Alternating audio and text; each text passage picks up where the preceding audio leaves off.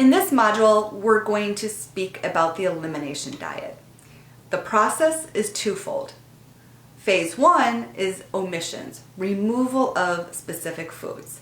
Phase 2 is the reintroduction phase. We're going to start adding things back in one at a time. What are the potential reactions? What are the health benefits and risks? What are the variations of the elimination diet? And what are our practical takeaways? Now, the elimination diet is known as the gold standard for identifying food triggers or culprits as a causal relationship to specific symptoms or conditions. This type of plan can serve both diagnostically and treatment-wise in an integrative setting. So when we talk about food triggers, we have food allergies and we have food sensitivities. Food allergies are immediate. You're going to know if you have a food allergy. If you eat that suspect food, you're going to immediately break out in hives, have trouble breathing, get anaphylactic. We know that allergy. Sensitivities are different. We have a more subtle and delayed response to the food. It can take up to 72 hours to react. So it's hard to identify on your own. There are some blood tests that you can do that will look at food sensitivities, but there's two cons to that. One is that if your gut is compromised, whose isn't these days, we're going to see more reactions to food. Number 2 is we also like to get in these jags of eating the same foods day after day, and we don't eat certain foods. So that may be reflected in our results. We're going to see the foods that we eat all the time show up as being reactionary, and the ones that we don't as being fine. So again, the elimination diet, gold standard, a lot easier and a lot cheaper to do as well. Now, what's the process? Twofold. 1, we're going to eliminate suspect foods for a certain amount of time. 2, we're going to reintroduce these foods one by one while assessing the tolerance and reaction to them. With the elimination diet, it is best to do under the supervision of a licensed medical or nutrition professional. It's pretty difficult because there's a lot of hidden ingredients that we don't even think about. And then if we're removing them for a specific amount of time, we want to make sure that we're making the right modifications in other areas to get the nutrients that we might be missing from the groups that we're taking out. So especially if you're working with children or people with allergies, or they have other restricted diets or maybe medications or nutrient deficiencies that are already known, it's going to be really important to work with a licensed practitioner through this plan. Okay, phase 1, the omission phase. So we're going to omit specific foods that are known triggers, the most inflammatory triggers that we have identified, over a period of 3 to 6 weeks. More commonly, it's over 4 weeks or a month.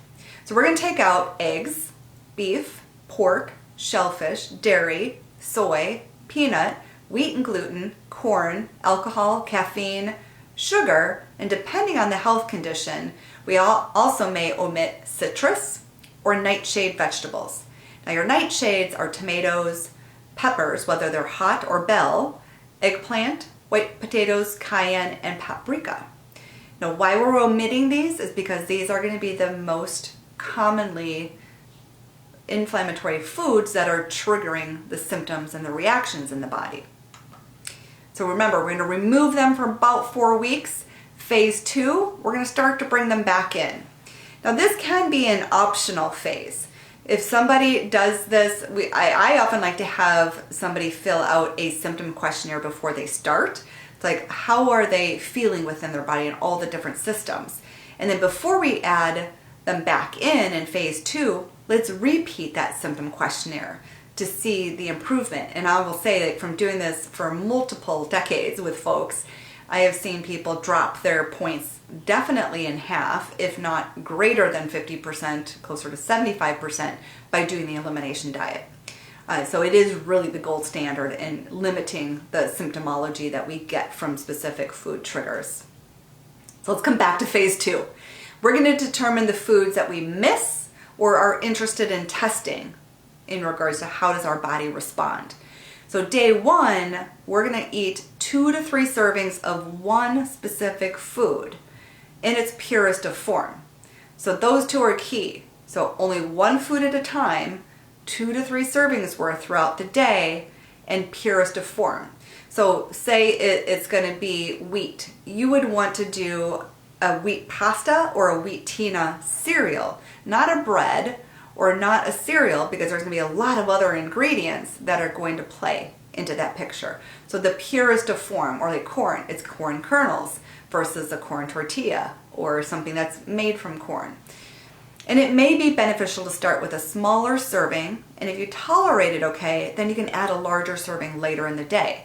So everybody is different. So again, why it's important to work with a licensed practitioner is so that they can best gauge where they need to start and how to support them through this process. On days 2 and 3, you're going to omit that one food, go back to your normal elimination diet, and monitor your response. Because remember, these food triggers can take up to 72 hours to respond in your body. Now, day 4, if you're symptom-free, now we can add in the next one food and repeat this process. So the strategy is that we're adding one thing at a time in a quantifiable amount, so 2 to 3 servings worth, but in its purest of form, and then remove it for a while just to see how does our body respond to it. So it can take a while, especially if you want to add that whole list back in. That can take several months to add things back in. Now what we can do if there's no reaction, and we're going to talk about those reactions in just a minute. If there's no reaction, it's okay to add that food back into the diet. And it's going to be best to rotate, especially if there's any type of digestive conditions or issues, best to rotate it back in every 4 days. That way it gives your gut and your body time to heal and repair from that inflammatory insult if there was a little bit of a reaction to it. If there was a reaction, we need to keep the food out of the diet. And it really depends on the severity and how soon that happened. So if somebody brought in eggs, say, and they had a severe response to it day 1, like right after they ate it, we would say we need to keep it out of the diet at least 3 months. We might even go 6 months, but we can try it again. It doesn't mean that's going to be out of your diet forever. But say that reaction was a little milder and it might have been at the end of day 2 or into day 3. That's a mild reaction. So maybe we can keep the dose low and again rotate every 4 days. So don't have it every single day and have a lesser dose. Your body may just be fine with that. So again, you can see why it's going to be important to work with a practitioner, because it's a more complicated plan, but I want you to get the gist of what it is, how it's done, and what's the benefit of doing this. Now, what are those potential reactions? So remember we talked about if you react, remove the food. If you don't react, you can keep it in. So those reactions vary. You can see this long list of reactions. Rashes, acne, skin changes, joint pain, headaches, migraines, fatigue, anything GI related, from gas and bloating to constipation and diarrhea, abdominal pain or cramping, congestion, whether it's in the throat, like you constantly have to clear your throat, in your sinuses get really full of mucus, in your lungs, so you start coughing, increased mucus production, wherever it might be. Mood swings, brain fog, and insomnia. So what are the health benefits of the elimination diet? It helps us identify food triggers for any type of uncomfortable symptom, especially in regards to IBS related symptoms, constipation, diarrhea, abdominal pain, gas and bloating. Also, it's been shown to reduce symptoms of ADHD and improve skin conditions like eczema or atopic dermatitis. Also helps to reduce migraines or headaches. What are the risks? It can be restrictive. So some people get very overwhelmed and it's just too much to take out of their diet at one time, so the compliance can decrease. It can activate latent eating disorders, so if it's too much control and regulation on the diet and they have a history of eating disorders, it might reactivate that. Nutrient insufficiencies, if a whole food group continues to be omitted long term. And again, why it's important for somebody that is licensed in nutrition or medicine to help guide somebody through this process so that we can assure that they are getting the proper nutrition they need from day one. Cost and fear of food. Now, what are some of the other elimination diet options or variations? So this standard option that we just talked about, where we eliminate a wide variety of foods, might be too much for somebody. So you might have somebody who wants to go a lot slower. So you might just take one food or one group of foods out versus the whole list of foods. So you can go slower. It's going to take a lot longer, but that's somebody who is going to have a better compliance level, and they're going to feel safer and more sustainable doing it that way. And that is absolutely fine.